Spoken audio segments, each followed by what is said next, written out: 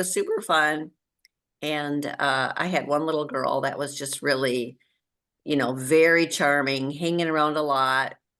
And she wanted me to do the drawing at the end. When are we going to know who the winner is? And I'm like, well, I'll do it after we're done here. Well, then, Bruce is still doing balloons and so I'm like, okay, well, we'll do it now. And I said, can you go in the box and separate the tickets for between kids and adults? Because I had two different prices, one for Right. kids, one for adults. And then this man, it wasn't her father, but it was a man that had her and some other kids with him. And he sees her going into my box and pulling out the things. He's like, what are you doing over there? I'm like, I asked her to separate the sign-in sheets into kids and adults. He's like, well, how will she know? I said, well, probably by their handwriting. I don't know. But anyway, so that was kind of fun. So I did pull her. I did pull her out. Well, so anyway, she and her dad won $100. And so then because she said, call my dad, he needs to buy a house. Call my dad, he needs to buy a house. Call So my dad. He needs to buy a house. yeah, so I called him and he's like, I'm working with Redfin because I get a 0.5% discount on something something he gets. And I'm like, oh. And then I thought, what am I doing? Why am I not pursuing him? So anyways, I did follow up and he didn't get back to me. So, oh, and then the very funniest thing happened. Yeah. Okay, so that was that Sunday. The following weekend, I was at Minneapolis Open Streets with the DFL booth. Oh, yeah, yeah. Yeah, and I thought, you know what? I bet I see, her name was Lily. I bet I see Lily and her family because they like to go to outdoor stuff. Yeah. I bet I see them. And I'm sitting there having lunch, which, and I look over at the wheel and there she is. I go, is that Lily? How are you? Oh, I'm great. How are you? And by then I'd already dropped off the gift card the night before. And then I Oh, see the guy that she was with the other night and another guy. And so I look at the other guy and I go, are you Aaron? And he was just like, so anyway, I think I kind of spooked him. Like, how did I know who he was? how did I'm I like, know you? Are you Aaron? Yes. oh, Yeah. I'm Sandy Cleland. Oh, he seemed kind of shocked and then he kind of like relaxed a little. Oh, thank you. Thank you for everything. Anyway, so it was all fun. It was all good. And I didn't get any clients out of it, but it's just good to be out in the neighborhood. Well, and it's a yet, right? You might not have gotten clients yet. Exactly. Yeah. Exactly. Yeah. Okay. Let me move my light because it doesn't like me facing the other way. Ah, I'm back. Well, we have Randy. Randy's doing first day drop off. So on the re-record today, I'm gonna just run around and let everybody introduce themselves. So Randy, that's your cue of I'll give you as much time as I can. So we'll do introductions, but Marge, just the update is she's standing in the airport. It's 106 degrees in Vegas for the Vegas show. Janet Mills is also in another appointment with her dad. So she's adult parenting today. And then Danny Dixon is checking in. So she wants everybody to know, hello, it's first day of school for her as well. So that it's a busy morning. And then also we have Randy, and then who else am I missing? Josie. Oh, Jesse. Oh, well, Jesse will pop in. Josie. Josie. And you guys will meet Josie. She's fabulous. And you'll enjoy her business model. So when she gets here, we'll do that. But she's also parenting, doing the same thing that Randy's doing. So Karen Carson, I'll let you start with the introductions. How are you? Welcome aboard. And that's it. Go ahead. Oh, I'm Karen Karsten. I'm a life coach and the executive director of Rich Chicks. And it's been a great summer. I haven't had, very many 90-degree days. I like that. And today is beautiful. So I've been working on Canva, learning how to use Canva, because I'm about to lose Photoshop on my computer. And it's way better than I thought. I tried it years ago and it was like stupid, but now they're going to eat Adobe's lunch. They are. So I've been doing that, and I'm taking a couple of classes, and I'm having a pretty good time most of the time. So here we are, and we're going Here to we learn are. about, yeah. And And you're I, feeling well enough to come to the 12-week year at night. yeah, I'm coming to the 12-week year at night. I'm going to try organizing myself enough to actually write a book. Well, I have 3 of them, but I don't know which one to start first, but they're kind of, 2 of them are kind of intertwined, so I have to separate that. Yeah, that's great Yeah. news. Great news. Sandy, we got some of your check-in, but go ahead and introduce yourself and Oh, I'm Sandy Cleland. I'm a residential real estate agent with Remax Results. And it's been a great summer. I don't know. I feel like this is our best weather, even though it was really rainy. Like, I don't really remember the rain. It just seems like every day I walk outside and it's like, oh my gosh, another beautiful day. How can this be? Yeah. So anyway, it's been really wonderful. Let's see. What's new? I've been just having a lot of fun, trying to connect with people, doing activities, checking in with people. My birthday was last weekend.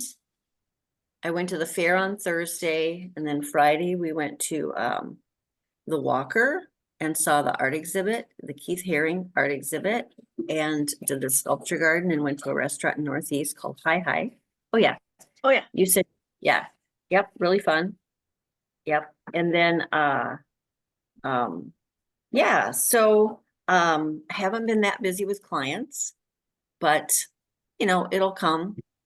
We're just kind of, and especially the last 2 weeks of August are just kind of a slower time because of kind of all the things you just mentioned, back to school, back there's to a school. fair, last minute vacations. It's just, but yeah, it'll come.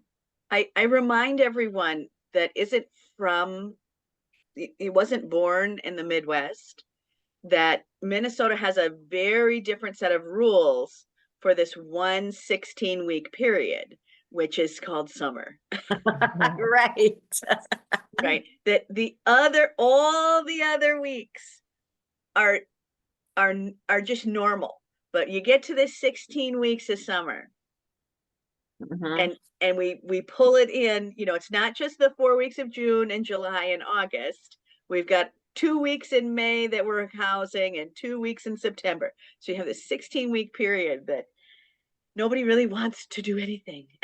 Right. It's like we have to enjoy. We You have to have to do sit outside and soak up a year of sun.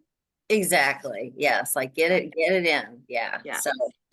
So I am working with an investor client this week that he is a past client. He's one of the nicest people I've ever met. Easy client. Now he's going to look at investment property. So we'll get started with him and maybe he'll, buy something Yeah. every year or every other year or something. Yeah. I was in an estate sale right around the corner from my house. And it was interesting that I looked around that house and I went, oh gosh, nothing's been updated in this house since 1950. I mean, this is fantastic. And with house prices so high, we all think, oh gosh, we should have been investing in a second house, third house, fourth house. Right. Yeah. We all have that thought. So Right. glad someone's investing. Yeah. Exactly. So there we go. Josie, we're just doing a round robin. We're just kind of introducing ourselves. So go ahead, and we're Randy's after you, but she's doing drop off. Okay, yeah, hi everyone. Hi. It's good to see you all ladies. It's just yeah. So I'm Josie. I'm an immigrant here, originally from the Philippines, but married someone who grew up in St. Paul. And so we've been overseas. We've been in and out of the US every 2 years basically, but this time we're here for long term. And yeah, so we're hoping to go overseas again, but we haven't had a concrete plan yet. So I started a business called Hope and Dignity International. The goal of the business is my product is 3D greeting cards. So it's artisan made and cost. It's yeah, it's and also our profit actually the supports underprivileged communities, especially the refugees and victim of genocide from Burma. So it just I like to network so that I can see what's in the field. At the same time, also I do sourcing products from overseas, China, India, Vietnam, and Mexico. So if you need sourcing needs, let me know. I'm the girl for you. Yeah, And thank yeah, you so much for having me today. yeah, Excited. we're glad you're here. We're glad you're here. Definitely. So welcome aboard. What we usually do is just do a round robin of everybody kind of introducing themselves. If you have a question or something like that, we do it right now. And then we just dive right into class. And then at the end, we kind of check in again. So again, there is a chat bar. Please use it. If you have contact information that you want people to know, please put it in there. Randy, are you ready for us? There she is. Okay, we got to get some sound and then we're good. And yeah, just unmute. There you Oh, go. hi. There she Hi. is. Can you hear me Go- now? Okay, perfect. Yep. Go ahead and introduce yourself to the Perfect group. timing. Just hop back in the car. So I am Randy McDonald. I am new to this, so thank you, Mickey, for sending me the invite yesterday. So I guess a little bit about myself. I am in transition right now. I have been in real estate for the last 10 years. The first, I would say 7 doing residential, the last 3.5. I was doing investments, working with an as-is company in St. Louis Park, buying and flipping houses. Did a lot of volume, but it just got to the point where I wasn't feeling fulfilled, wasn't really working intentionally, not necessarily walking in my purpose. So that's part of the reason I'm here now is I'm focusing more on alternative medicine, holistic health and wellness. It's kind of a personal journey for me as well. So I have connected with Mickey and I actually downloaded the Audible 12-week year. I started it yesterday, got about an hour in, looked at the goal templates that they had online. So I wrote my 12-week goals for right now for my 12-week year. So I'm really pumped about that. And right now I'm just focusing on, I guess, kind of the theme of the book, which is execution. So that really spoke to me. I feel like I'm one of those people that kind of can be an idea factory and I keep it all in my head, but without execution, it means nothing. It's just pipe dream, right? So that is my goal today, is to complete a couple things on my goals, which are some contact people that I need to reach out to. So Good job. yeah, I guess that's a little bit about me. I also have kids, obviously, doing drop-offs and whatnot. So just staying busy, doing it all. I love to connect with other people that are like-minded and similar family aspects, because I think that just makes life easier when we can build connections like that. Right. Well, welcome. Now, Randy, if you decide to jump in, the Sandy is in the morning group. So if you want to jump into the actual accountability group, it starts on Sunday. So you are welcome to join that group. Okay. Okay, well, so Awesome. today, use the chat box. Your friends will see it while they go. If you have a question or something like that. Today, we're going to talk about fourth quarter marketing. Some of it you'll know, some of it you won't. Again, use your phone as your tool. So if there's a lot on a page, because sometimes there's a lot on a page, just take a photograph of it. That way you can have it for yourself later. Karen does record these, so they will be on YouTube, so you can always go back and watch them again, or you can watch some of the other classes that we've done. So there's lots of choices here for you. I am going to share my screen, and again, we'll get to just enjoy our time together. So, relax, you're part of it, you're in the right place. And today we're going to talk about fourth quarter sales. Now, fourth quarter sales are a big deal.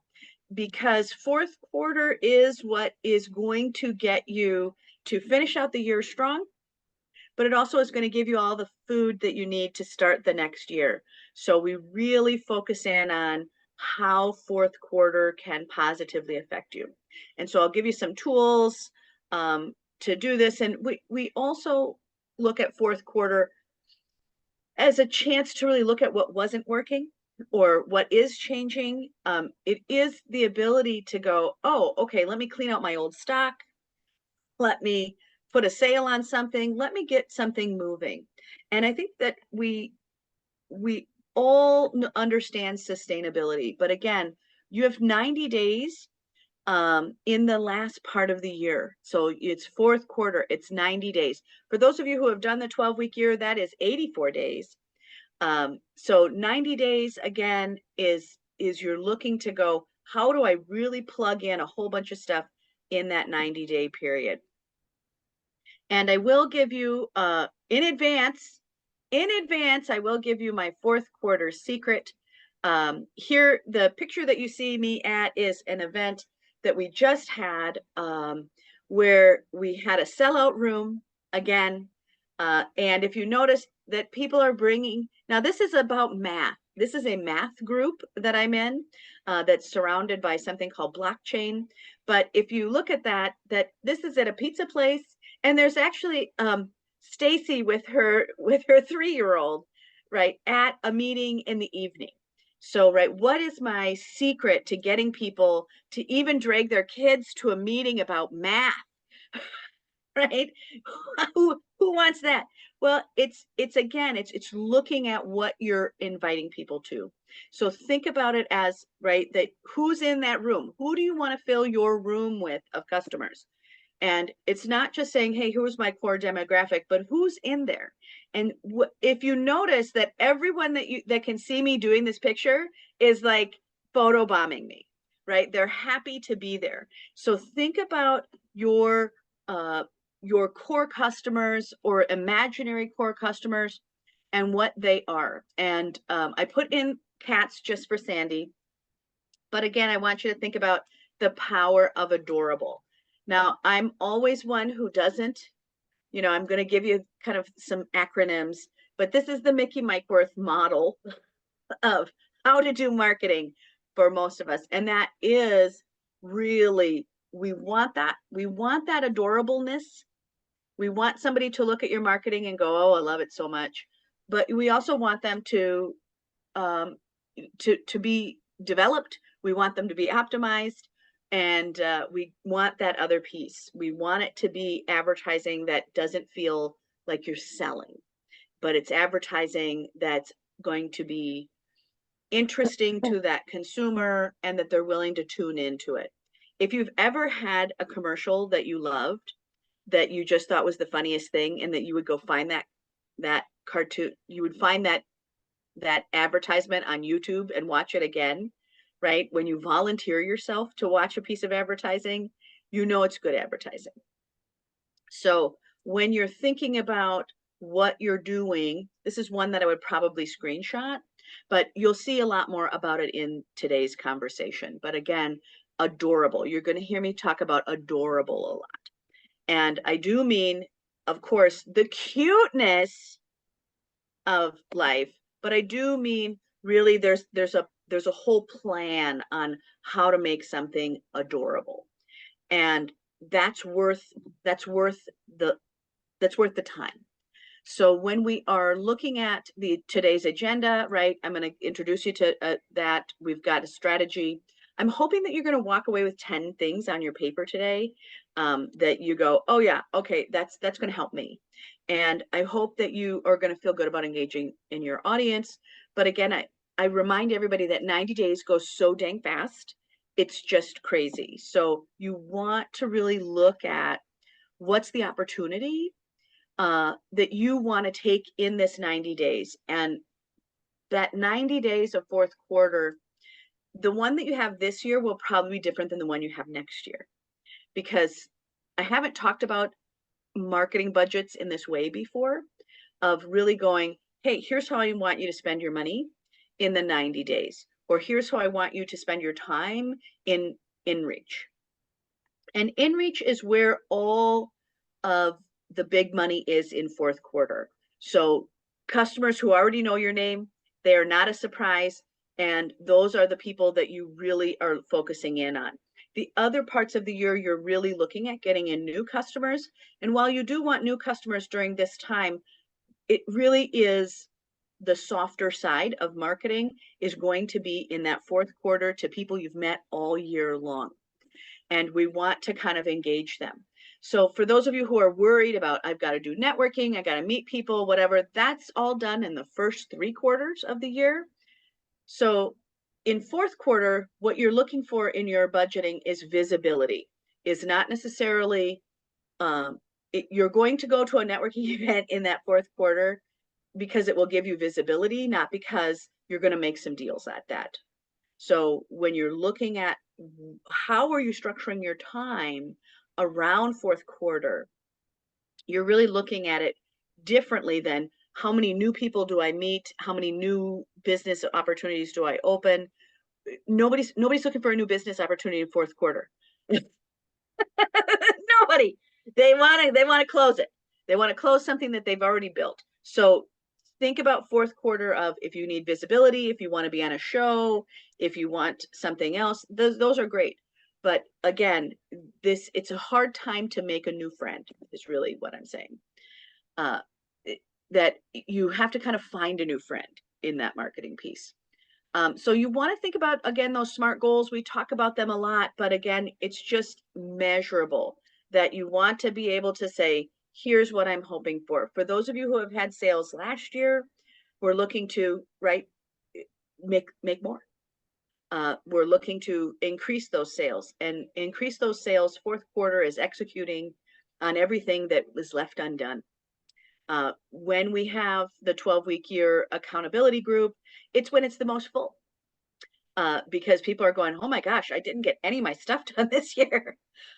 So keep focus on your goals. You want them measurable. So if I had a goal of building a YouTube station, I would say, look, I need 10 YouTube videos in the next 90 days, or I need this. You want a real specific target to hit so that you can measurement.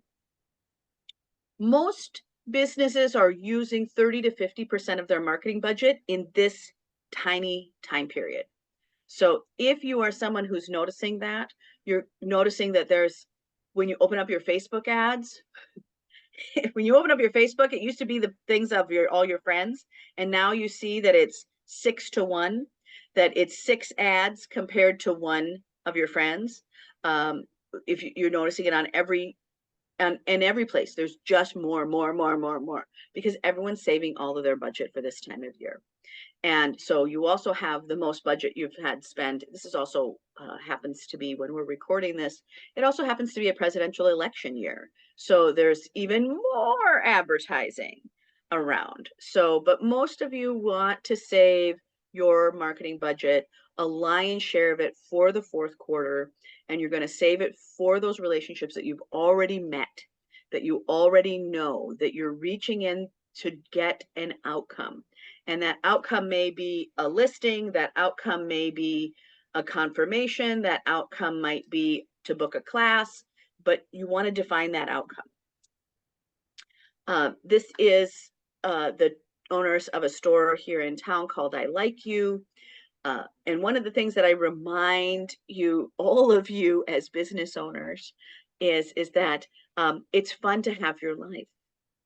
You know, that when we're talking about business, we're talking about fourth quarter, all the things that happen. But the fact is it's fun to be you. You know, we're looking at Josie holding her baby and she's at work, right? That she's doing that. This is your life. This is the fun part of being a mompreneur. So again, you know, when you're thinking about fourth quarter, it's that pivotal time, and it will determine how you finish out the year. So everybody wants to have a bigger order. They want to be prepared for a better line of credit in the first quarter, that they just want to set the stage for next year. Even if even if you are fledgling, meaning just starting out, I would think about what it is that you think you can get closed and banked in this year. So, right. So like I have an accountability group, the 12-week year, right? I had to plan for that like in first quarter to make sure that it was ready by third quarter. So some of the things that are ideas that are coming to you, just write them down anyway, because you may not execute them on this fourth quarter, but you may be able to prep them for your next fourth quarter. So if it's coming into your mind as a good idea, you should write it down. Capture what you've got, because it will be there. And you want to think about what you want banked, because again, we have, whoops, I got to turn my phone off. Shame on me, to have a phone call during my own class. So when you're thinking about your fourth quarter this year, you may not be ready to execute, but you can be ready to mull it over. So one of the things that I promised is that I would give you guys 10 ideas. Well, I've got 40 for you. So pick what's working for you. Again, screenshot what's interesting and then move on. Some of the things, for those of you who watch this again, we have a lot of people that watch these YouTube videos or go back to something that they viewed before because they just need to capture something that they may remember something I said, or they remember a specific slide and they go back. You will take what you're eligible to take today, and then, you know, you may, in one more year, it may feel very different to you. We do not repeat a lot of subjects in here, so that's why so many people go back to the class that they remember. So, and that's also why Karen posts them. So the easy ones during the fourth quarter is, right, a holiday special. This is for many people, we live in the United States, but there's lots of holidays in the fourth quarter. And there's lots going on, and there's lots of people that are coming together. So something called a countdown deal is, again, really common for those of you who are sending out something in an email form, in written form. It's a limited time offer. So, right, it's tickets are going to sell out at this time. So for those of you who are trying to fill a class, if you have a set amount of chairs, you really want to look at those limited time offers. You want those countdown deals of get a special on something. If you notice that the day, so a couple of things. For those of you who are school shopping, you may have noticed that school shopping starts now in July. That Target puts it out. They want that extra time to get that sale. They want you to get new notebooks and then write in them and then have to get new notebooks again. So they want all of those things to happen. And that countdown deal is saying, hey, here's a time period. One of the countdown deals that people do is they extend the amount of time. The natural countdown for school supplies is today, first day of school. So when you are thinking about that urgency and limited time offer, you want that as a package deal. You want that as something that people are going to buy, that's going to fill your bank account, even if they don't actually get it, get the service in this calendar year. But the product is banked in this year, even though the delivery might be in next year. So an example of that is anybody who is coming to the 90 days wealth building class. That starts in January, but we started selling it in July, August. I think we started in August, because that's when I finished the book. So I think it was in August. So that first draft of that book, it's 138 pages. So again, a countdown deal is really helpful in a lot of different ways. So think openly about what a countdown would look like. Again, sometimes it's festive themed. It is a play on words. It is something that gives people, and I mean that of festive. It is expansion of energy. When we look at prosperity mindset, we look at the prosperity business model, that ability to intellectually expand is that energy of celebration. That is when people are more likely to stretch. They're more likely to stretch their imagination of what they think they can do. They're more willing to stretch towards their own future. They're also more willing to stretch on what dollars they're spending. So you want that festive theme. It's easy to spend when it's happy, right? It's easy to spend when it's happy.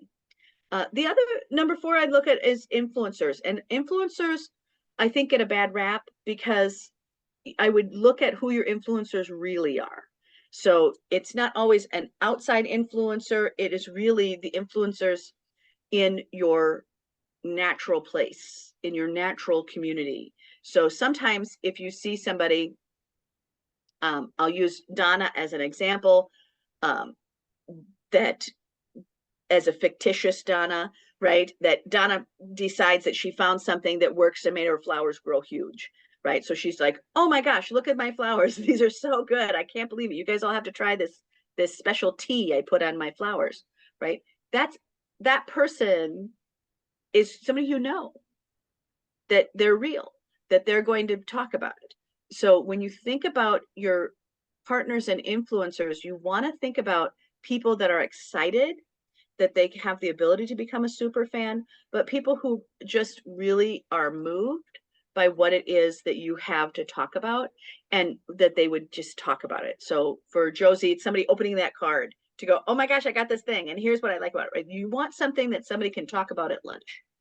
And it is really that conversation over lunch that sells more stuff than influencers do, right? That they may have a deal. So that might also be, if you love our product, here's one to get other people in, right? That BOGOs are really fun that way during the season. In fourth quarter, it is, right, buy one subscription and give one to another, right? That's how, if anybody had done master classes, right, that's how they built their they needed a huge amount of new customers to come in so that they could prove that this masterclass idea was working.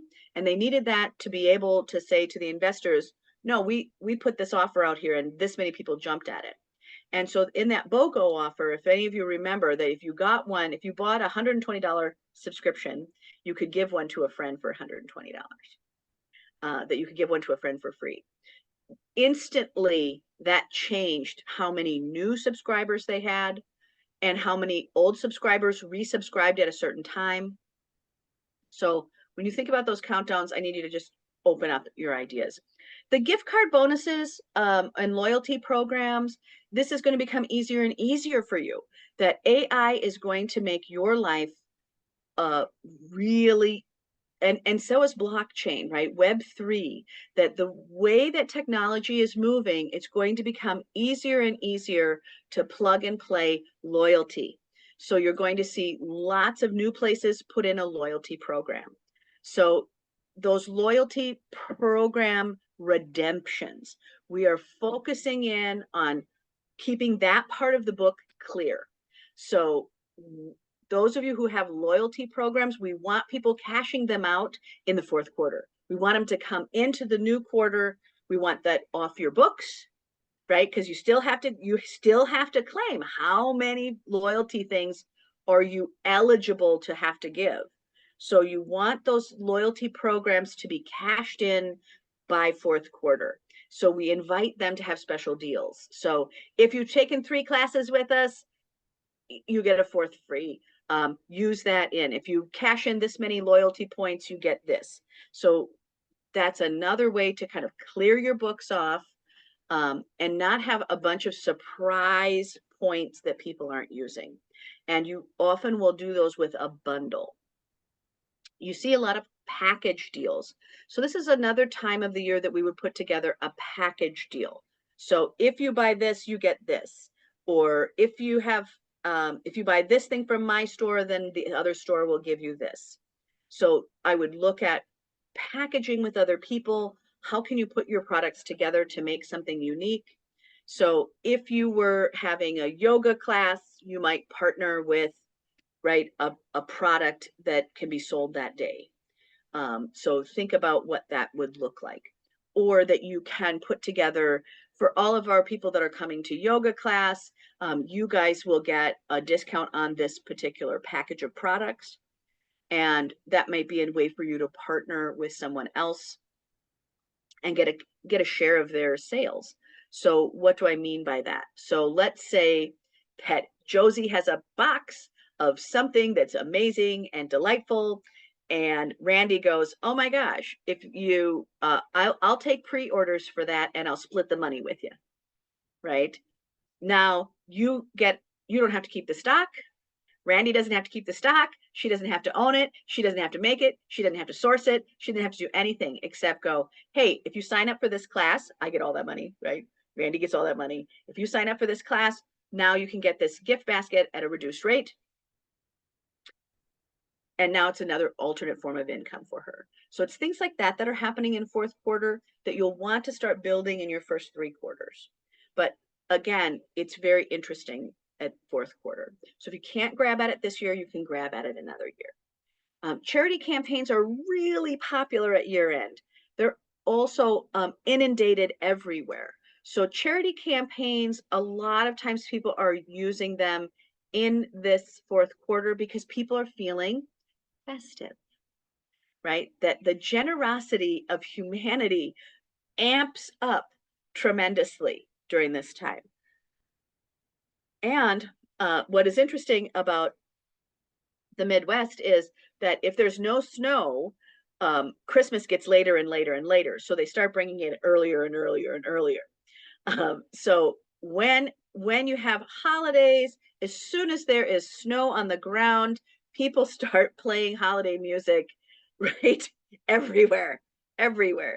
So you start to kind of see that charity conversation of you'll see it in everything from bookstores to everything, right?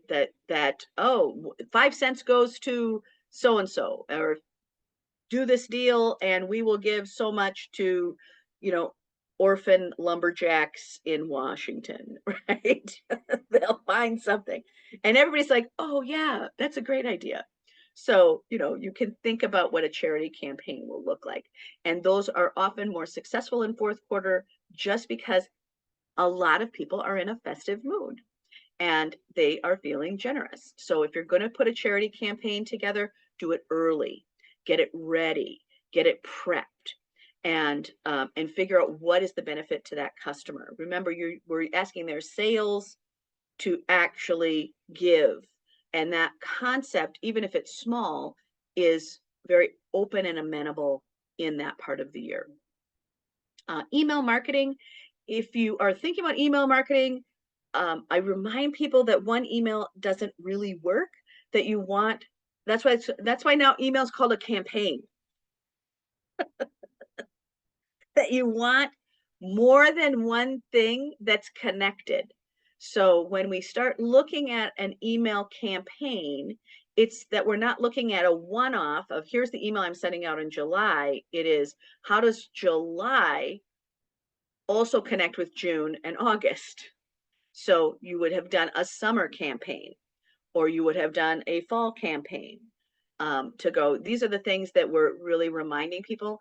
The other thing about a campaign is that most people, it's a shocker, but most people are ignoring most of the emails. Most people. Think about how many you just go, oh yeah, I'm not in that mood, right? That we want them, right? You want that email because it might have a coupon in it. But I don't want to read it, so I'm just going to put it in my, right? So most people are not actually reading your emails.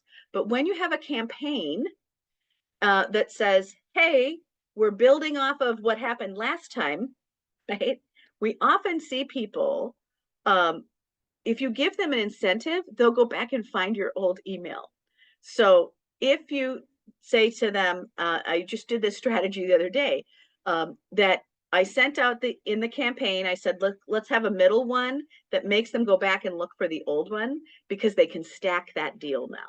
So if you got last month's coupon and you didn't use it, you can stack it on top of this month's coupon. And I said, let's just see how many people go back and hunt for their old email. And it was half their class. It was half of the bookings went back because they knew they could stack. So what does that tell me as a marketing plan? It says that people are not throwing away their previous email because they think there might be something of value in it. And now they're not instantly putting it into the trash. They'll find it. They'll pull it out of the trash to get a double deal. So in whatever we were selling, if you gave them a different discount or a different way that they could perceive that they got extra off, they will go back through that hoop. That's a big change.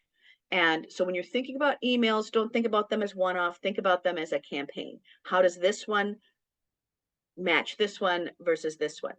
I usually do campaigns in just a quarter, right? So we have, you're right, a spring series, a summer series, a fall series, and there we go.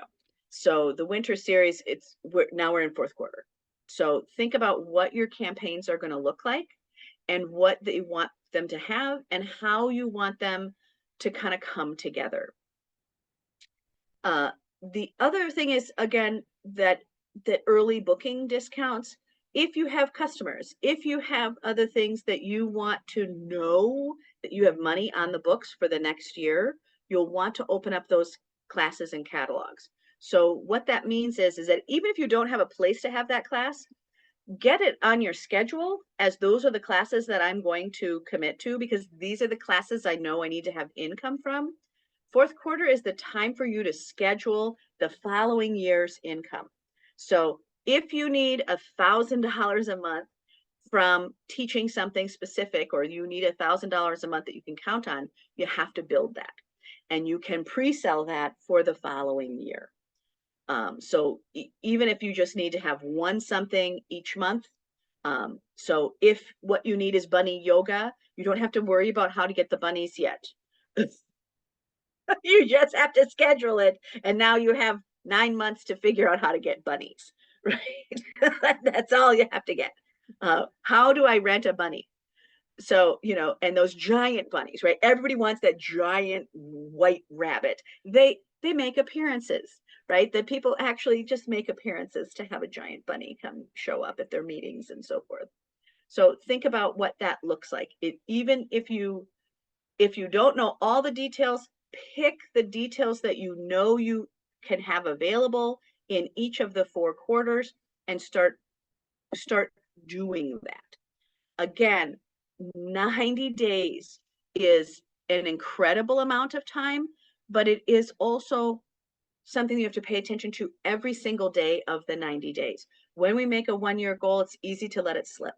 A 90-day goal is every single day I have to be working towards that item. And for those of you who are in the 12-week year, you have the strategies, you have the dailies that you've done the upfront work, and you can see where you're trying to get to.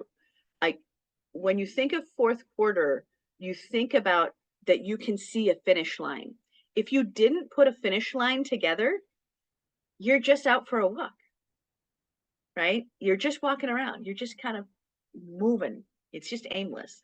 Whereas fourth quarter, I should know exactly this is my target and that's the finish line. That's what I'm running towards. And that's why fourth quarter is such a big deal. It's such a big deal. So if you're this far into the year and you don't have that exactly what that finish line is, make one up. And make one up of I need to close these partnerships. I need to get these spaces booked. I need to figure out whatever. So whatever's coming to your mind that's jotting down, just jot it down. Just jot it down, because it's oftentimes the right answer. Now, leveraging technology can get really hilarious. For those of you who have had AI tools, it is fantastic. I'm going to give you a true story that is here. But again, this is a time to leverage technology. It is also, right, technology is changing. It's going every day. You have a lot of startups from people who thought they could do it better. So you're going to, in the next 18 months, see a lot of garbage. And you're also going to see a lot of old contenders, exactly where Karen started the conversation today on Canva versus Adobe, right? You're going to see a lot of good companies really feel the heat because now all those great companies are going to have all of the competition from the good. The good is far enough along that they can run faster to catch the great.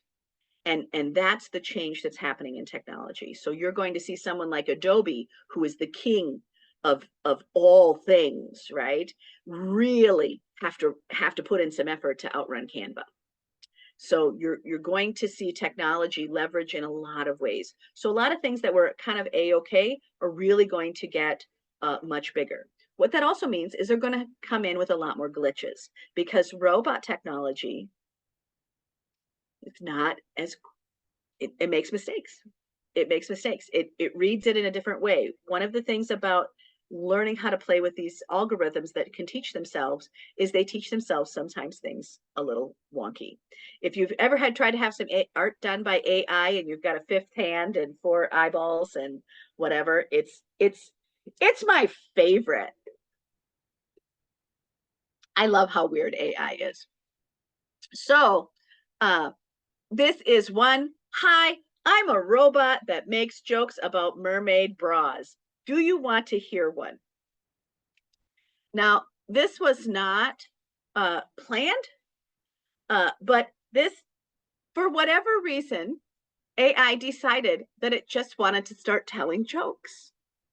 And while that is not normal for an insurance agency, it was hilarious. So, right, hi, I'm a robot. It was just up in the chat bar, just a choice. And sure, right, sure. Marketing department goes, sure, I'll have that. And this is the joke that it gave it. Why did the mermaid start wearing seashells? Because she outgrew her bee shells. Now, this is, while it is funny, it is so not funny. So again, AI is not going to take over your world yet. You do have to check out what it's doing. You do have to cross that. But we're going to see a lot of very funny and hilarious mistakes. So think about where you can do that. AI is not going to win the joke wars. They're not necessarily going to have stand-up comedic value. This is not what you can get out of these chat robots, but what you can get is it having an ability to really do an FAQ. So if it had more FAQs in there, it would have pulled them up.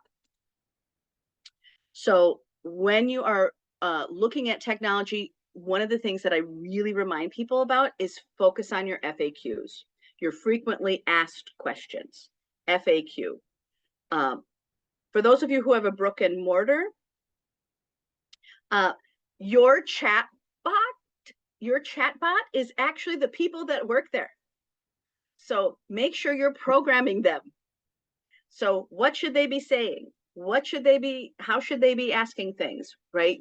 The people that talk about you, they need boosting. They need information. They need to know how to answer a question. So think about your FAQs that other people are using. For those of you who have brick and mortar, all of your staff needs to be FAQ'd. They need to know what they're talking about and how they can talk about it and how they can bring up these interesting tips. So, hey, I need a gift for, 12-year-old boy. Oh, great. Is he interested in, so right, what do I do? That's a frequently asked question. And when you are answering that question, right? So we did this the other day in how to ask, what are frequently asked questions? And we did this. And they all went, oh, well, this, that, the other thing, right? Tell me about them, so forth. Out of a room of 20 people who work in retail, not one of them came up with what is the correct first response. And the correct first response is, what's his name? Right? They all went to, what do? whatever, right? But they didn't build that rapport with that person of, oh, his name is Johnny. Right? Now we can talk about Johnny and not this mysterious 12-year-old kid. Instantly, we all have a different relationship when somebody asks that, if we actually have their name. It is why Starbucks writes your name on your card, on your cup, right? It is, we start with, how do we want people to answer that question? Oh, that's wonderful. What is their name?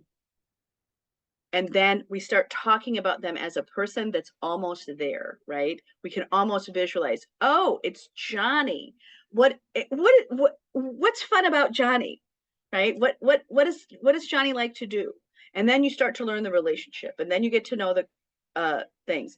And now you get to co-create together, right? That you're both really rooting for John, right? You're really voting for that 12-year-old who has an obsession with skateboards and likes all these other things and so forth. And now I know more about that individual. Even if I don't have something in my brick and mortar store, I might know the brick and mortar store that they want it at, or I might be able to order something, or I might be able to do something else. So when you're looking at fourth quarter, if you have brick and mortar, your robot is your staff, and they need to be programmed, and they need to have lots of information on how to deal with frequently asked questions in a way that's actually helpful, that actually builds rapport, and that builds a love affair, right? Because we want that love affair with your products.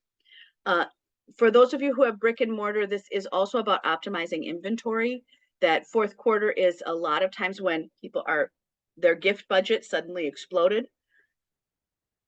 They're going to overspend. They're going to try to look for things on the fly. There's a lot of things that are very unique about fourth quarter.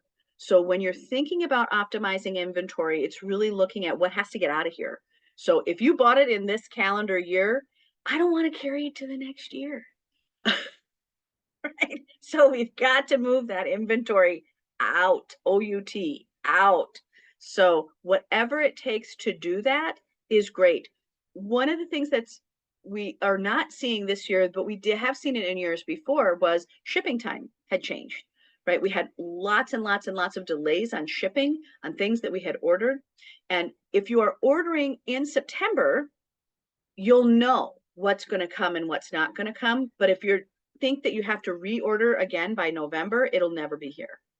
So a lot of times people are like, oh, I'm going to take a real heavy bet. No, don't do that. Look at a backup product. So when you are looking at products to put in, you're not looking at just one product anymore. Now we're flagging 3 that can fit in that spot. So it's categorizing the products that you have in brick and mortar.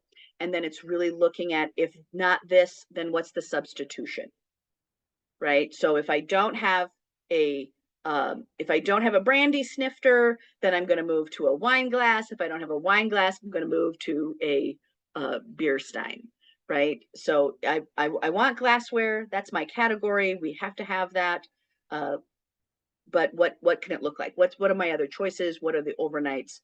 Understanding the optimization of inventory will change everybody's stuff, right? It will give you a lot more opportunity. Now, again, I remind everybody the power of Adorable.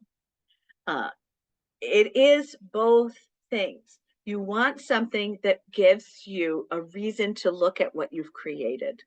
So Adorable is just again, an adorable picture, even if it doesn't match what the other stuff is. We just tell them, hey, we just wanted Bruno to announce our sale. Okay, great. And you have this cute dog. So you're going to use all of the words that adorable means about, right, optimization, use all of those from the other slide. But again, adorable is really part of what you want to think about. We are in a show me world.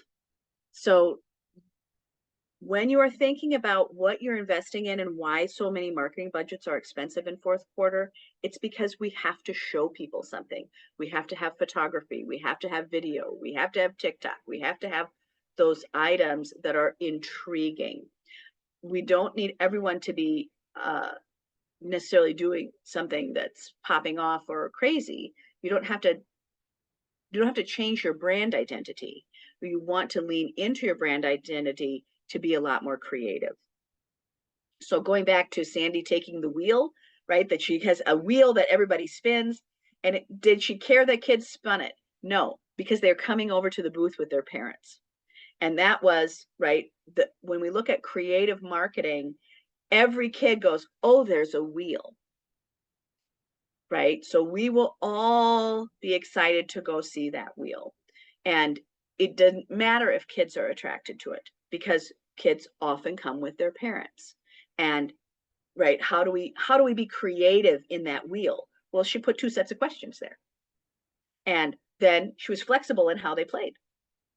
So when you're thinking about your marketing, it's the same thing. Be flexible. Decide how you're going to do it. We met my boxing instructor because our daughter was on the bus and she kept seeing the building that he had painted. And she kept saying, I want to go there. I want to go there. She was 13. And she talked her sister into going. And they just kept driving past this on their school bus route. And that's how we met him, because our kid was curious about what that building was like, right? What was in there? How do we do that? She's like, yeah, I want to go to boxing class. Okay, great. So when you're thinking about your marketing budget, you're thinking about things that people want to look at, that it is something that they want to look at. So show that. So why are marketing budgets so much? It's because they're going to invest in the show me. And show me costs more than print me, right? Email is less costly than a photography session. So if you are going to really, if you're the thing that we have to see, then let's show you in better photography.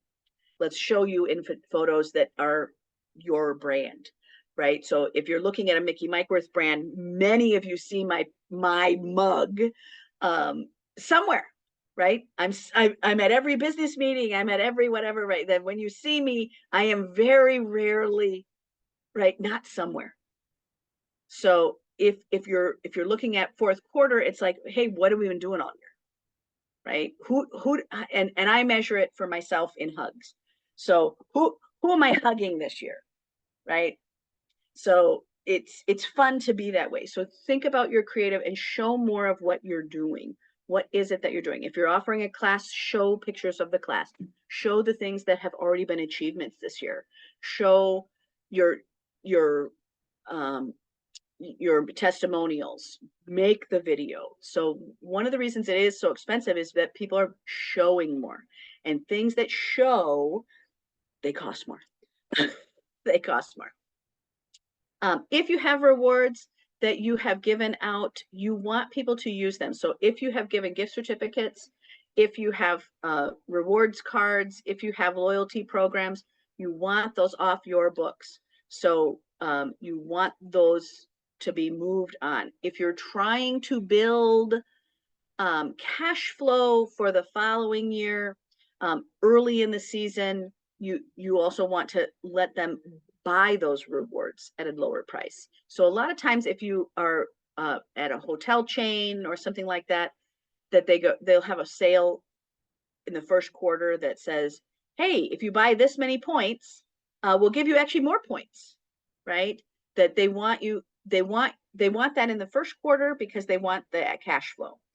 If you've ever heard of a store called Victoria's Secret, right? They know that everybody is buying fancy stuff like that in 2 seasons, right?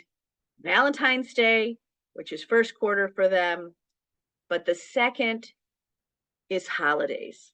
I'm going to get something spicy and functional or pretty or whatever. I'm going to give a gift card, right? How many people buy a Victoria gift certificate card with the hopes that something will show up on Valentine's Day, right?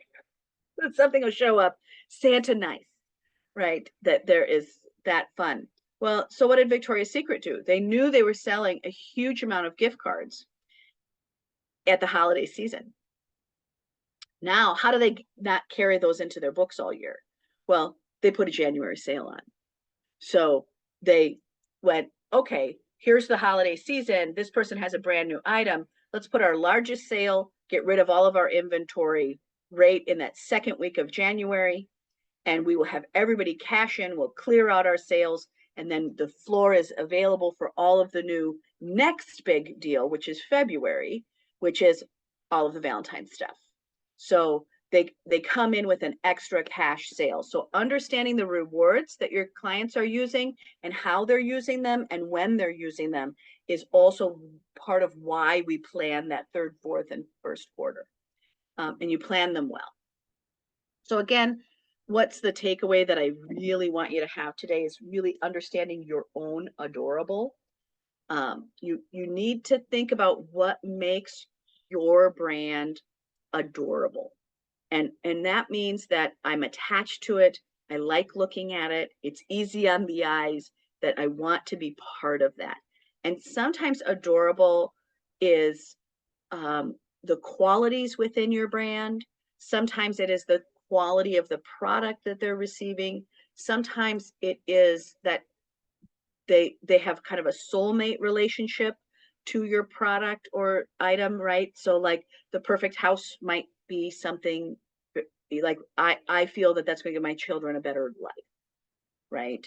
Or that there's a different conversation about what you bring there.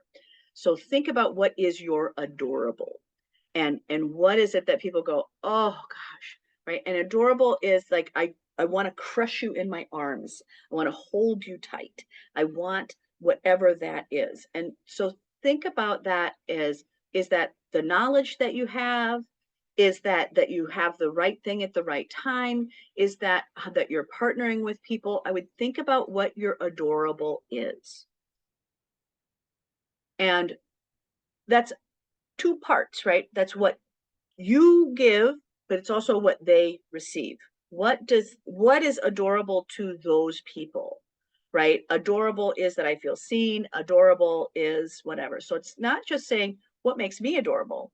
It is, what do my customers find adorable about the services that I offer? And what are they opting in for? And I had one the other day at the law firm. Is I had asked them, like, what's your favorite quality about your coworkers? And they said, oh, well, they send the best advice. So they were just like on CLEs, that whenever they say a CLE is like a learning credit that you have in all of the licenses that we all have.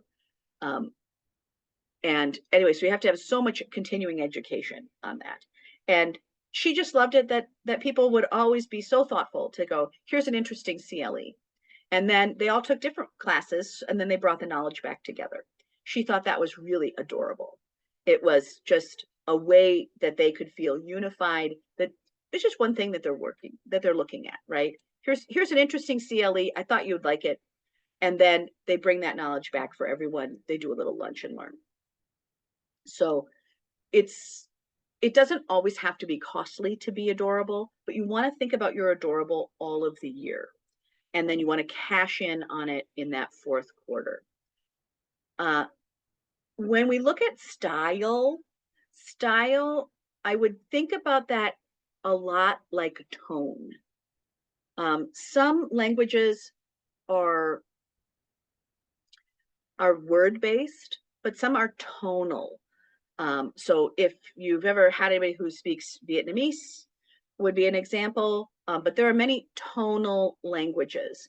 So the way I say the word, even though it's the same word, the way I say the word means it's a different word. And the way that I would do that in English is we get the joke based on the tone. So when we think about your style, you want to think about the tone of the messaging that you're seeing, right? And there was this old timey commercial that was so popular in the 80s that I actually had somebody, I had a young person, like he was like 15, that he had said it. We had National Night Out, and he says, "Where's the beef?" And I thought, how would you even know that? That's not even in your era. And this is an old Wendy's ad where we had these old ladies that would pick up the bun and they would say, "Where's the beef?"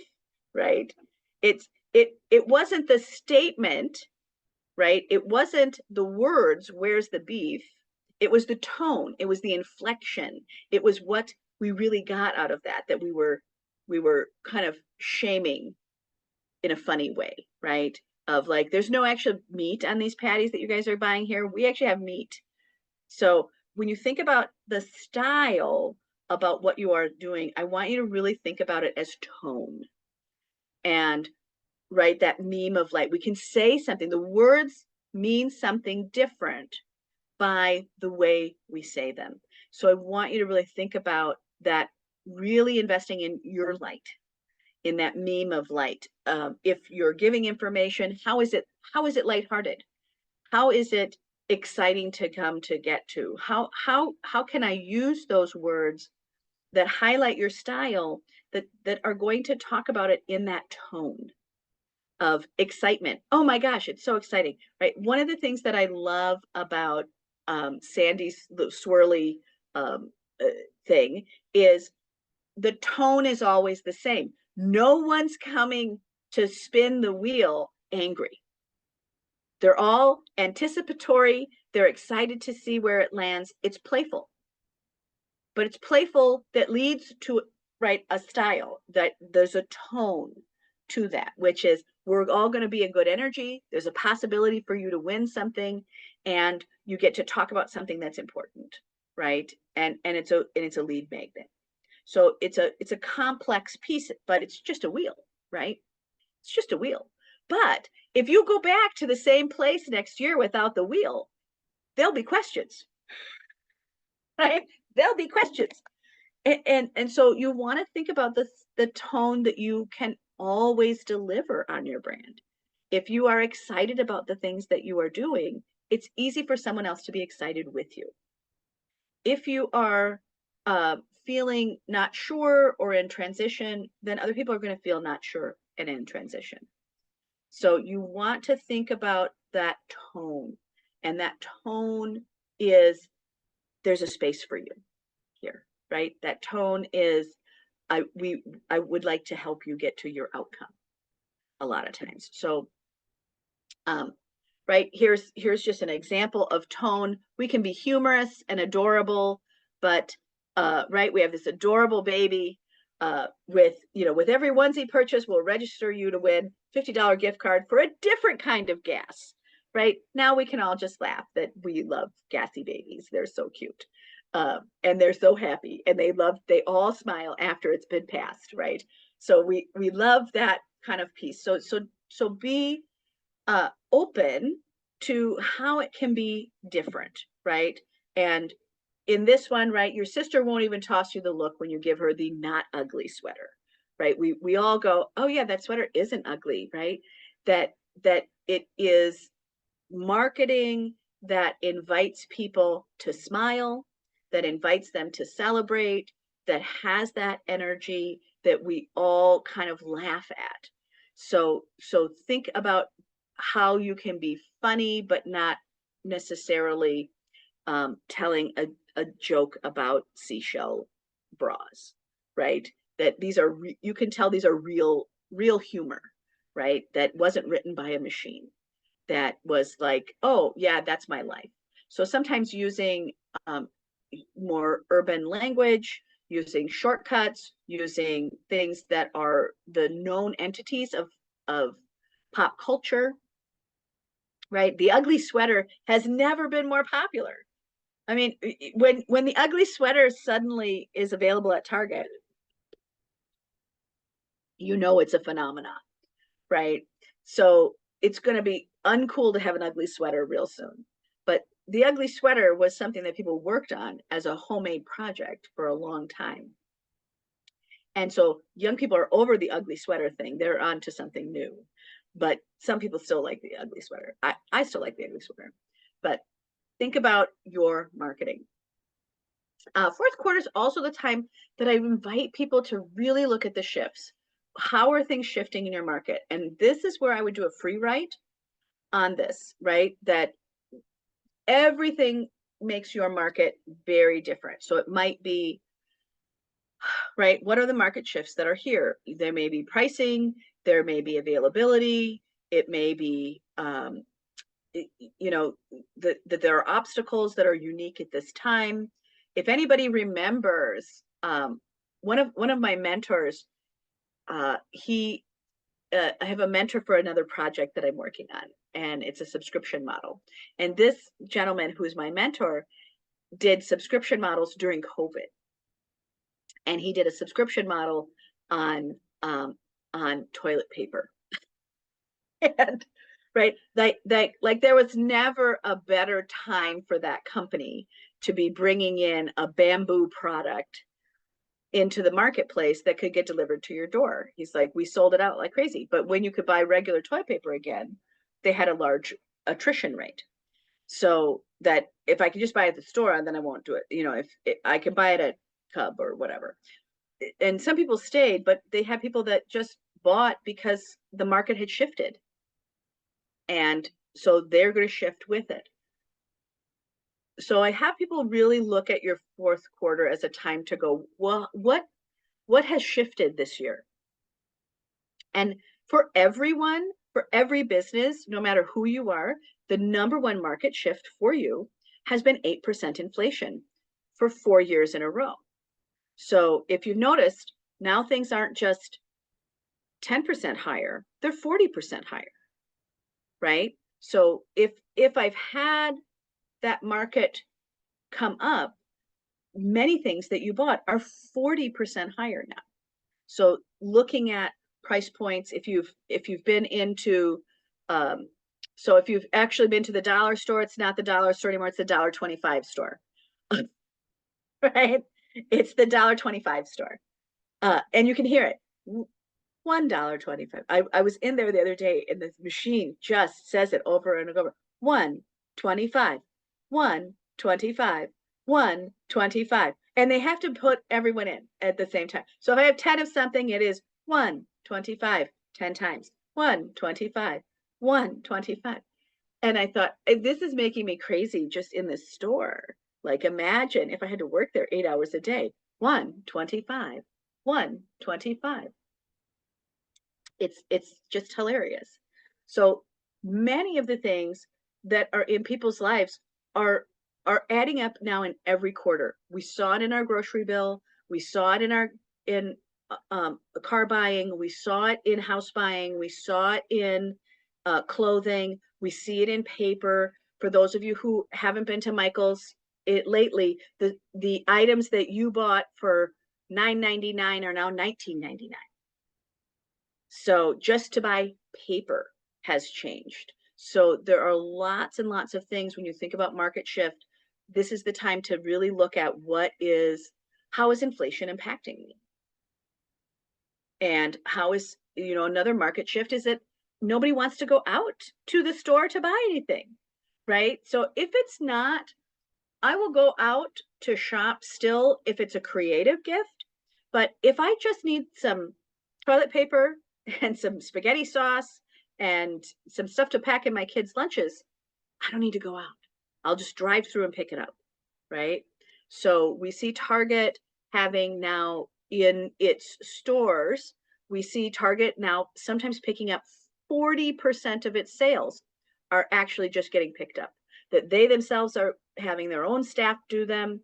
I was talking to somebody who took a Saturday only job working for Target. She goes, I love it. She goes, I can work on Saturdays. I just go shop in the store and pull all these orders, and I get 14,000 steps in. Okay. So she just does that instead of running. Okay, great. So market shifting is also even in hiring somebody. Somebody will work just one day a week. Target will hire you for just one Saturday. Isn't that amazing? So think about how the market is shifting and how that shifting is perhaps a really great opportunity for you. So not just looking at the market shift in the negative perspective, but in the conversation of how can you talk about that market shift in a way that makes it incredibly the right time to look at your product, right? So why is it the right time? Why is it the right time to do the things that you're doing? And why is it a safe time? Why is it a fulfilling time, right? Look at those market shifts and say, here are the things that we can perhaps combat. So if you are noticing another market shift that's happened here is all the THC products, right? That now you can have THC in a beverage at the bar, you can have it in the grocery store, you can have it in the, I mean, they're everywhere. The THC is in everything and everywhere. This is a huge market shift.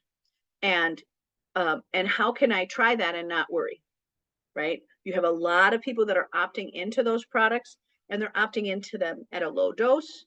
They don't know what it's going to do. I mean, it's really just like the first introduction of alcohol, right? Is a mood stimulant. So, and you also have had this other area grow, which is mushrooms, which is all of the adaptogenics. You've seen a lot of shifts in just what people are willing to put into their body. So nootropics, they're doing brain things, they're doing brain function, they're doing health function, they're doing the amount of change in the supplements industry since COVID is 1,000% change, 1,000% change. What does that mean? It means that people are using supplements in multiple parts of their life. They're putting it in their coffee, they're putting it in their juice box, they're putting it in their food, they're putting it in their afternoon, everything. So the market shift in just supplements has changed. So when you're thinking about market shift, all of those things that are coming up in your mind, write them down, because that's your gold today. That's your gold today. Because again, 90 days is so fast, but it's actually a lot of time. It's a lot of time to get something moving forward. It's a lot of time to move an idea to a finished state. So think about this time very differently. I did put this in just for Sandy, a little cat piece, right? I do remind you to think about the power of adorable and captions. That sometimes it is just, I don't know why, but cat humor still works, right? People still like to watch animal videos on that, but people like to laugh, and people like to have the ability to think of something witty and funny. So don't forget that sometimes adorable is just something so simple as a caption, right? Can you give us a caption for this? If it's your product, if it's your house, if it's, give us a caption. They want to participate again in that celebration energy, but that creative energy of having just something as simple as a caption, it is a marketing tool that can be used over and over again. For those of you who watched as we built the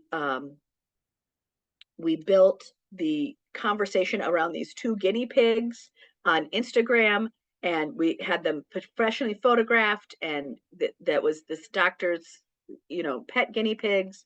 They don't last that long, so we had them die, but we needed ones that looked like it. There was so much to do on that. But in all of those photos and all of those stickers, every kid that came to the doctor's office loved knowing that that was Piggly and Wiggly, right? That they knew what those guinea pigs were. They had stickers of them. They could talk to the doctor about guinea pigs, that it was just another way to connect that doesn't have anything to do with the doctoring, but it has, again, the way that the kids could talk to the doctor, that we could come in and have something that was opt-in friendly. And it also made it a lot easier for the kids to want to go see the doctor, because they always had something they could talk about. Oh, how's, right? How are the pets, right? It's very simple. So I would think about in your fourth quarter of adding something that fits your brand, that fits the laughter, that fits that celebration, that isn't selling a thing, but it's a way for people to be part of your brand, to count on your brand for something that makes them smile, that is consistent. I have a common theme that I will put up just once a quarter: solve my argument. And solve my argument. And it's a real one. One comes up, I randomly put them up, but the one that got the most conversation is, should nuts and ice cream ever be together? Right? Like, what are your feelings about nuts and ice cream? And people have a million different conversations around nuts and ice cream. So sometimes it's just getting to know people. It's just a way to play with the people that are seeing you in the community, or having an interaction with you. And if you actually answer your own emails, they like that, right? Because you are answering them back. And that is another way for you to be able to communicate about something that isn't necessarily, can you buy this thing for me? Right? Oh, yeah. So I had one the other day where I'd asked people, do you put salt on your watermelon? So as a kid on a farm, we always put salt on our watermelon. It never occurred to me that we were all craving salt, not because it was so great on watermelon, but because we were out in the field hot all day, right? It never occurred to me that I'm like, oh, they didn't have Gatorade. We had Kool-Aid. So here, have some salt in that. So, it's just, there's fun to be had. And so asking people a question is always a good idea. So in the advertising for today, our mission was to arm you with tools and strategies that you needed to get there. So I'm going to ask you if you really got some, and that you would come away with some extras. So this is the little extra page. Whoops, Sandy, I just switched it again for you. Here are the Mickey takeaways of what I'm hoping that you'll take away today. I gave you a lot of content. I'll click back through it, but what I'm hoping you'll take away is that you'll do that SMART goal, right? What's the outcome I want in advance, right? What's the thing? What are the obstacles to getting to that? To rehearse what you're saying, to rehearse your plan with your staff. You want to rehearse what's supposed to happen. So how do other people talk about you? What are the things that they need to know? And what is that? A lot of times when people introduce me, they introduce me in two ways. One, they will introduce me to how they read about me on my LinkedIn profile, or how they know me personally. So, but it's surprising how many people don't know how to introduce me, because they just go, oh, this is my friend Mickey, I love her, right? And the same is probably true for you, right? Oh, this is my friend Randy, I just love her, right? Or this is my friend Karen, I just love her, right? So it's helping rehearse with people. Hey, this is how I do it. So if you have a tagline or something like that, if your staff is talking about you, you want them to always drop something in that's specific, that can be helping you get that attached to your brand. I would target specific sales, of course, for those of you who have taken the class Gray Market Income. I'm really looking for those high profit. For those of you who remember cash cows, that we're really looking for high profit products as your margin. So the things that will make you the largest amount of profit, no matter what their price point is. And so looking at those cash cows, sometimes that's just a class, sometimes that's an online item, that can be a lot of things, but you want those high profit items. Ebook would be an example, right? A great ebook, something that somebody can get that is all profit for you. $1 of profit is worth 70% more than $1 of sale. So, because I didn't have to do all the other things to it. So we're looking for things that, so if Michelle were on this call today, we would have said, what are her downloads, right? That she can have a pure profit dollar on something that somebody just downloads. So for her and her Etsy store, that she has all of these things that people download out of her Etsy store, she just has the product to put them in, but that's a 100% pure profit dollar. She didn't have to manufacture it more than one time. And every time that sells, 100% of that profit goes to her. Number 6, look at last year's numbers. And I would look at last year's numbers just for yourself, even if you don't think you can hit them because you're doing a new project. I would look at your last year's numbers so you know your numbers. Do you need to make 10,000 a month? Do you need to make 8,000 a month? Do you need to make 40,000 a month? Figure out what it is and then figure out how to build that race, right? How do I run towards the number I want? Number 7, of course, adorable, adorable, that we want to update that marketing plan, and you want to update that in that celebration energy, right? That's the opt-in energy. Oh, I'm excited, right? If you've ever walked through a store and you went, oh, that is mine. Oh, that is for me. Oh, I am getting this, right? Anytime you have that instant, like, that's for me, that's what you're looking for out of adorable. Review and manage inventory. Again, if you have brick and mortar or you've purchased things, whatever, I want that inventory out the door. When you're carrying it in the back door, for those of you who have been here when we have the grocery store for in the small town, right? They are really trying to have that Tuesday delivery walk out the door Wednesday, right? Like, let's get that money turned around as fast as we can, because that's what keeps you alive. So you want to think about that fast turnaround on inventory. Review package deals. Again, if you get this, then you get this. If you get this, then you get this. And this is your chance to hang out with your friends. So package deals are kind of great. So if you have a package deal, it doesn't even have to be yours for you to make money on it. So if you are someone who has a best friend who perhaps has a florist shop, you can say, can you give me a deal that I can make money on and that my clients can have, that's just for my clients? Great. So give them this code and then you'll pay me out of how many new orders I gave you in that code, right?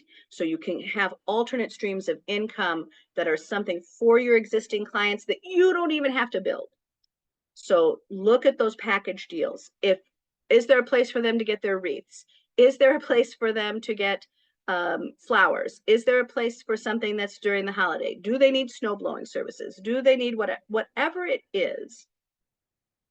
If you do the legwork to say, how could we work this? How can I make a deal for it that I can send out to my people that also makes me money, right? It's that zucchini model. And then if you are someone that has appointments or doing one-on-one coaching or services like that, you want to book those appointments. If you have a class that you're selling, if you have a membership, if you have any of those things, you want those now. You want to think about what those are booking in and use the next 12 weeks to do that. Especially if you have a health goal, we want those health goals. The vast majority of things in health and wellness are sold from the 4th quarter to the 1st quarter. So those are the times where people are making new relationships to their body, new relationships to their goals, that they're really thinking about, gosh, I've been eating for 2 months. I kind of need to do something about that, right? So these are great times to put together a package deal and book those classes. That people are already feeling like they have availability because the new year hasn't booked yet. They're too busy in this year. They didn't get to it. They'll put it in as the first thing on the next year. So there's that. So again, I want to thank you. I'm going to go back through the slides again, because I think it's helpful just to review that, how much you just learned, right? Because it's surprising, again, how much topic we have, right? So here's 10 ways, right? When I said to you, there's 40 things here, there's 40. There's 40. So I'm hoping you're going to walk away with 10 things that you go, oh yeah, this is kind of interesting. So this is the Mickey list, right? We want those extra takeaways. Using the power of adorable, inviting people to have that conversation, focusing in on the 90 days, going back through and looking at those market shifts, right? What's changing? What has changed? How does that affect you? Really looking at your marketing in a lighthearted way. We want the joy. You want the joy. You want people to really understand the tone of your style and the pieces that are your highlights, right? We want all those pictures. We want to see a year in review. And you want to find what is your adorable. It's uniquely yours. And that's different than saying, here's your market niche and here's all the stuff, because I will tell you, as AI comes forward and all of the people that are doing that AI writing,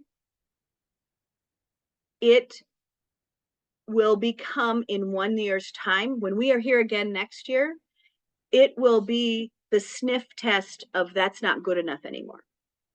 Right now, it's the bee's knees, but the things that are meaningful and are someone who is actually doing the work, that will really change in just 1 year's time.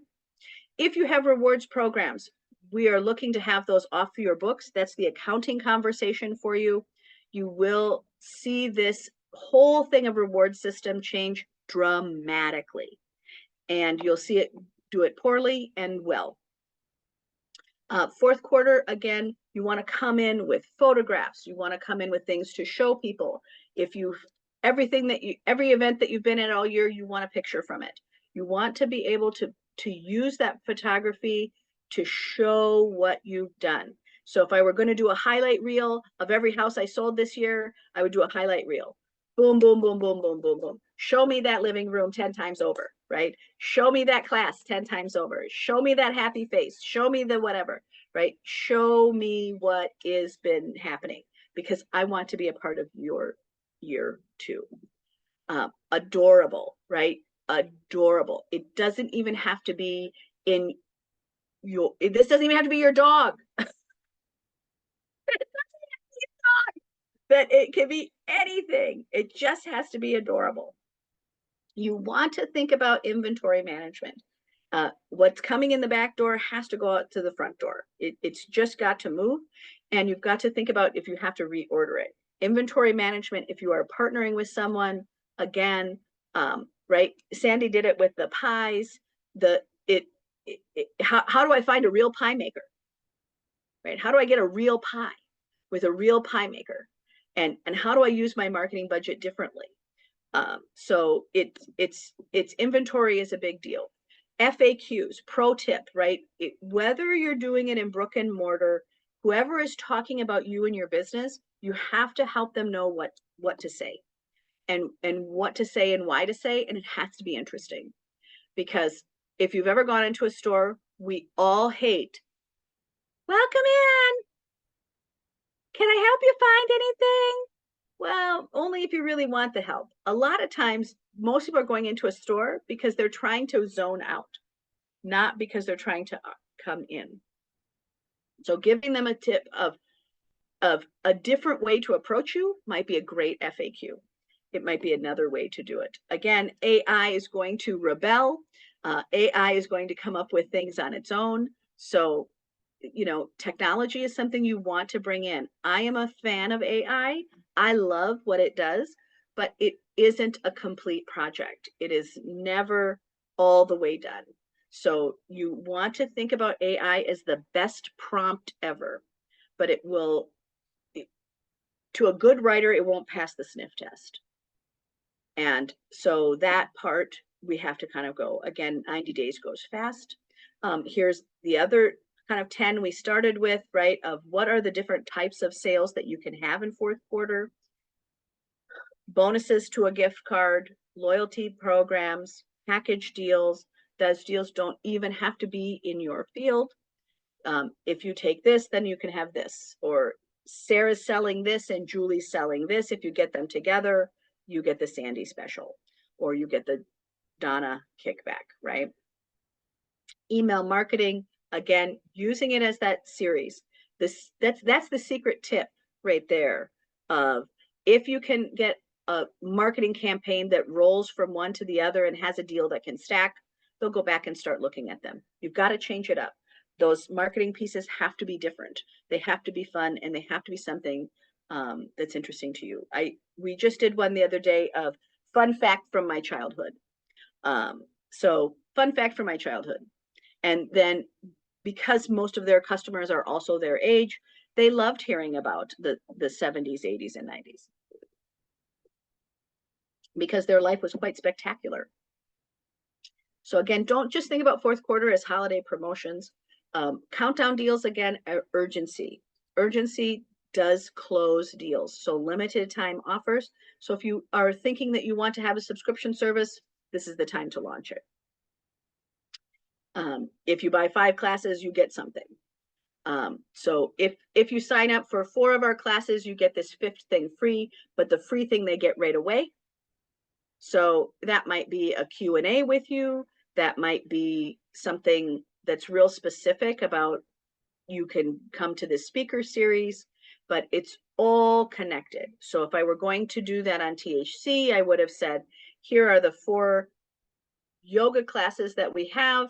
And if you sign up for all 4, you get this Zoom call Q&A that's right away. It's next Sunday, right? So that they can have their prize instantly, even though they sold up for 4 classes that are further along.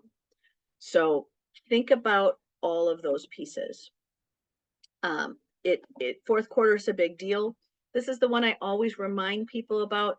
Again, you are blessed. You are magic. That this is the life. It is fun to have your life. You have to come in to all marketing to believe that it is fun to have your life. It has to be fun. You want to think about your marketing budget. If you didn't use it this way this year, you want to think about it, what applies to you. For those of you who have businesses that have real specific seasonality, so, some brick and mortars, their big day is Mother's Day. What's your Super Bowl? What's your Super Bowl? So if your fourth quarter for you is actually second quarter spring, then change those words of putting your marketing budget there, right? But you're really going to want to know what's your Super Bowl. Where do you get the most things, and where do you have to put the most effort? In construction, what we learned is that it doesn't matter. We have stuff that we have to do all year long, but that phone's not going to ring in Minnesota until we get a sunny day that I want to go stand on my deck in shorts. So nobody's calling for any project in March because they're sick of it. But the minute you get one sunny day in April or May, or if you get 2 or 3 of them, you can count on that phone ringing. So sometimes you want to think about where your budget is and what you're doing. Again, SMART goals, you've talked about that before, but it's really an achievable goal that you can have. So rewrite your goal to have a defined outcome. This is what I'm trying to get. I want 10 YouTube videos by this time. I want this many new customers. I want this exact item, and do something that you can actually hit. So everybody loves to be like, I want 100 new customers. No, you have to give yourself a low stakes win, because the more low stakes wins that you get, the more you'll up it anyway, but you'll also get better at hitting the target.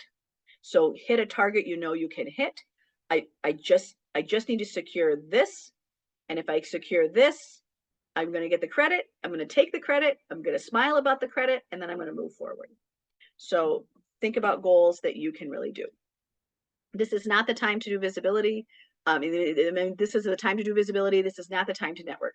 This is not the fourth quarter. If you think that you're going to suddenly go to a show and meet all these people, this is not your time.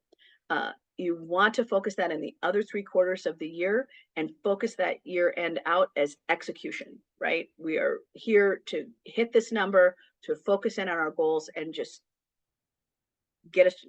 clam us tight to close up the year so that we can open that same clam with a pearl in it for the next year. So, right. So you just think about, I'm going to close up that clam And then I'm going to reopen it and there's a pearl in there.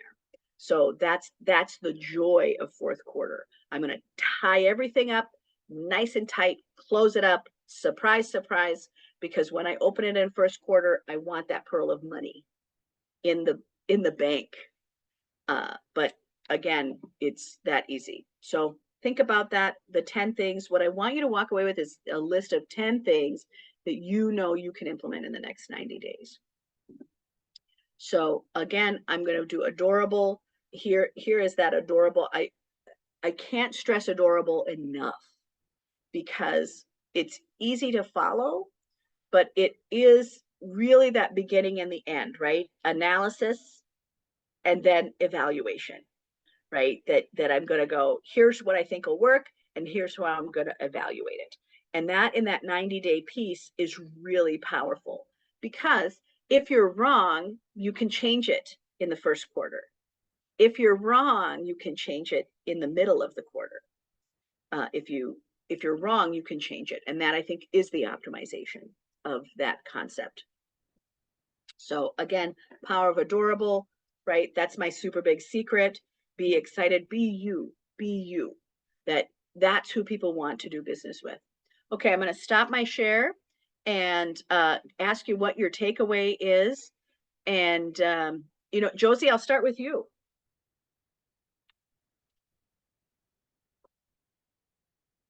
Josie, what's your takeaway? Is she here? Oh, maybe she's parenting. Okay, Randy, I'll go to you. What's your takeaway today? Anything stand out to you? What's your takeaway? I had a few. Can you hear me? My we headphones hear like you. go in and out. Perfect. Let's see. I have lots of notes here. One, I really like the highlighting your style, because I feel like people really connect when you're being your authentic self. So keeping that excitement, playful, fun tone, that really resonated with me. So I want to keep that with my marketing. Let's see. I thought it was interesting when you said fourth quarter is for visibility, not networking new clients. And I mean, it makes sense. We're all distracted this time of the year. We have the holidays, back to school, things like that. So it's really hard to make new connections, but nonetheless, it's still important to still be out there, still put yourself out there, but don't necessarily expect that you're going to be networking and finding new business during that time. Right. And then I like the package deals. With my green yoga, I didn't really introduce that to people, but as I get back into doing my green yoga, I like the, hey, buy this class and you can get something else, whether it's a product or THC beverage at a discount or what have you. I thought that was excellent. On yours, I'd love it as a tasting, right? I mean, I think that pairing that with a tasting would be really fun. Is to just go, like, you can taste it here. If you like the way it tastes, we'll give you this item. And then you have a way to have a kickback, but not a sale. So they would make the sale that you're not selling that product. They are selling that product at a tasting. We've heard that, again, the market itself holds tastings as a different sale point for THC than a store piece. So the word tasting is what you would sell it as, is a tasting, not necessarily we're selling you this product at this event. So you'll enjoy no hassles if you do it that way. Yeah. Awesome. So good point. Karen, what's your takeaway?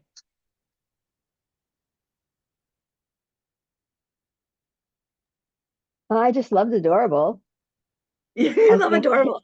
I love adorable. I love that you made it up on the side there and had something to go for that. So yeah, a new marketing campaign for you. Right.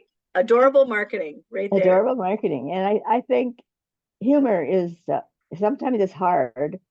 So you have to be kind of careful, but things are funny, you know, people need that. They need that light tone. Yeah.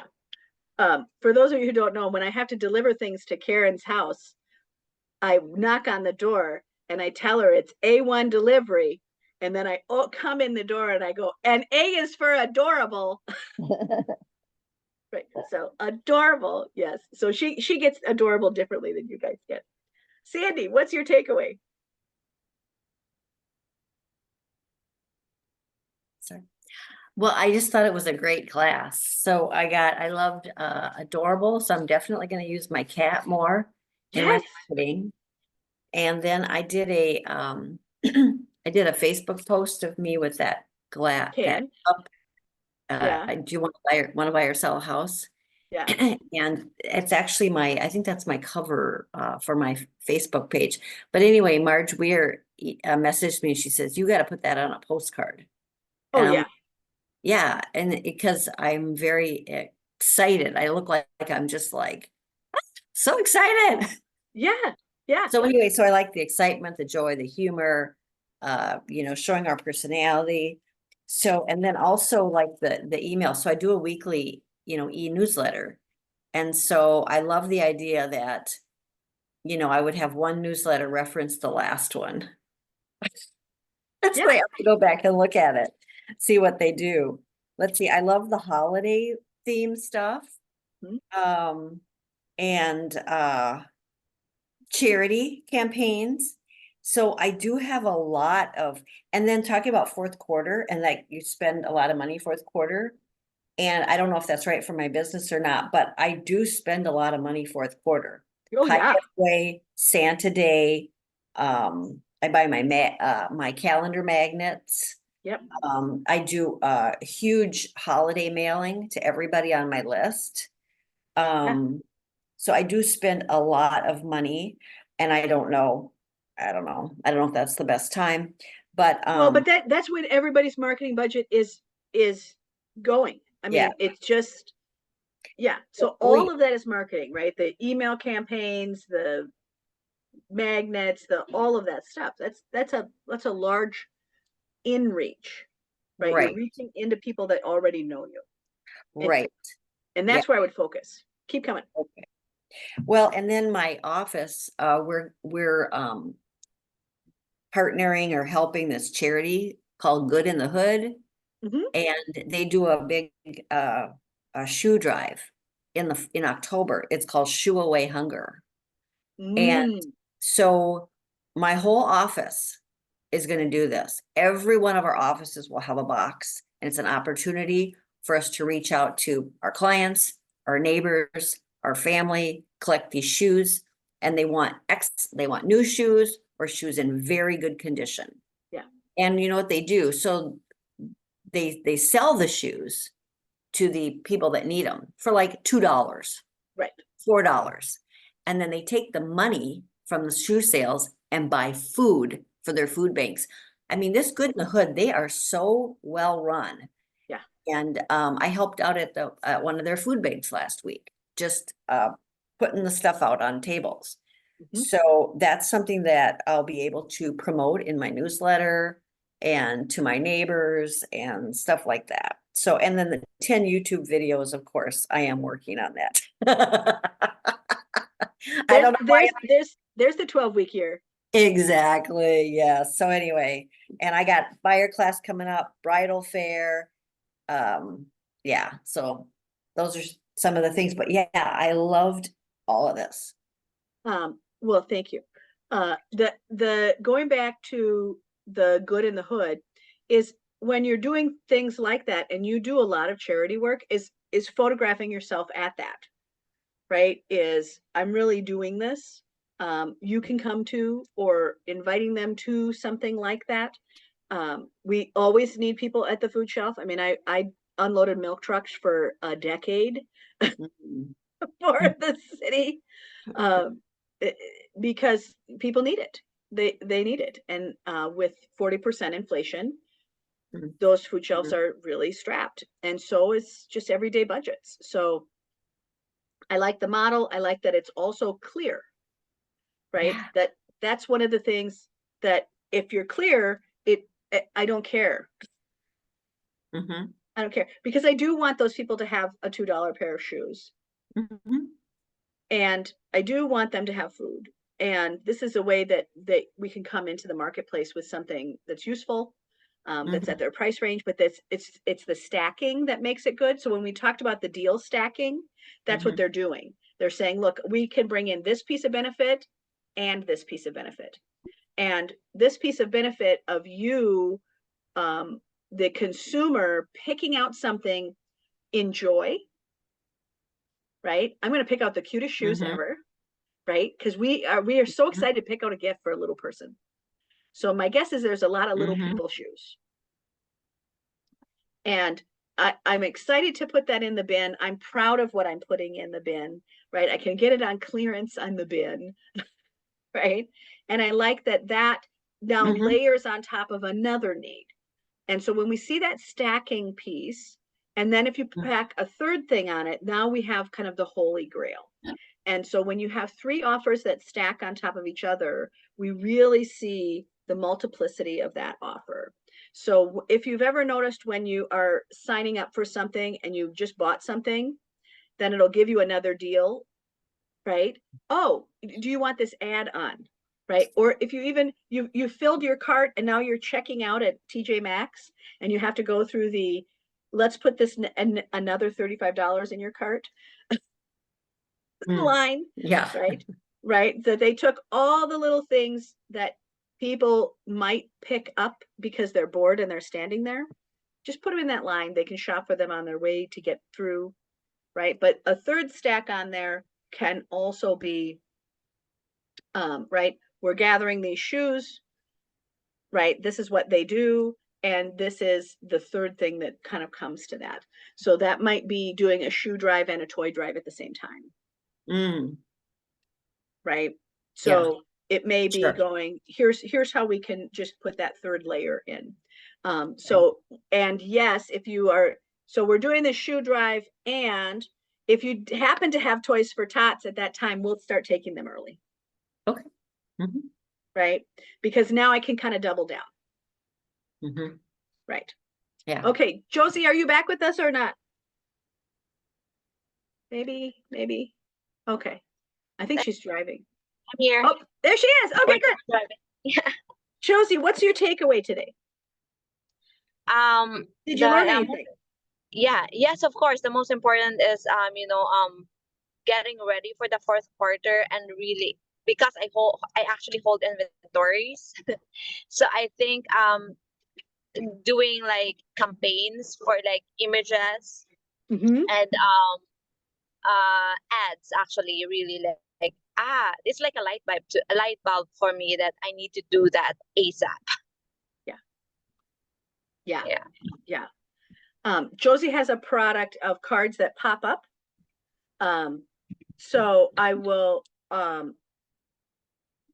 I'll post something about that, but she also posted in the chat box her, her email address, right? So if you go back into the chat, you can see, where she Yep. put in, hopeanddignity.com. It's Hope Dignity. HopeDignity.com. Yes, correct. Yep, hopedignity.com. Mhm. So if you want to see what her products are there, you can. All right. Well, again, thank you for showing up. Thank you for being here. Thank you for even hanging out with me. Thank you for hanging out in your own business.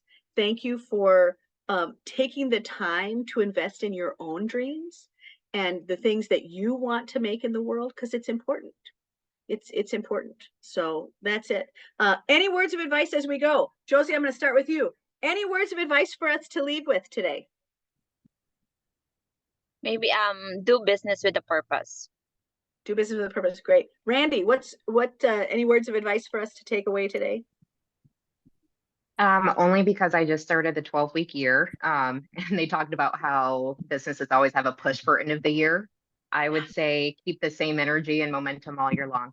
Yeah. Don't stop here. Yeah, don't stop here. That's great advice. Karen, any advice for us as we say goodbye? Well, while we were on this call, my grandson's fiance called me with a joke. I wish I could remember it. Oh, that's funny. It was something about a spider with 100 eyes, but you can ask her. So Okay. Yeah, We'll find no, out what the just, joke is. just keep the laughter going. Keep the laughter going. That's great advice. Sandy, advice for us? This is advice for myself and for everyone. No, you don't have to take the advice. Just advice for us. Time block. Time block. Yes. block. That is the right answer. You get an A plus that. I'll actually tell somebody in another group that you got that A. All right. Well, my advice for everyone today is to, love yourself, love your process, love the fact that you are here. It is a lot of work to get to this moment. It is a lot of work to be a high achiever. It is a lot of work to manage a family and a business and a dream at the same time. So, be generous with yourself. So have a great day. I'll see you in 1 month. And keep doing it. Yep, we're Bye, here everybody. we're here the See first you. Wednesday of every month. Thank you. Bye. Thank you. Bye-bye. Bye. Bye, Bye. everybody. Bye. Bye.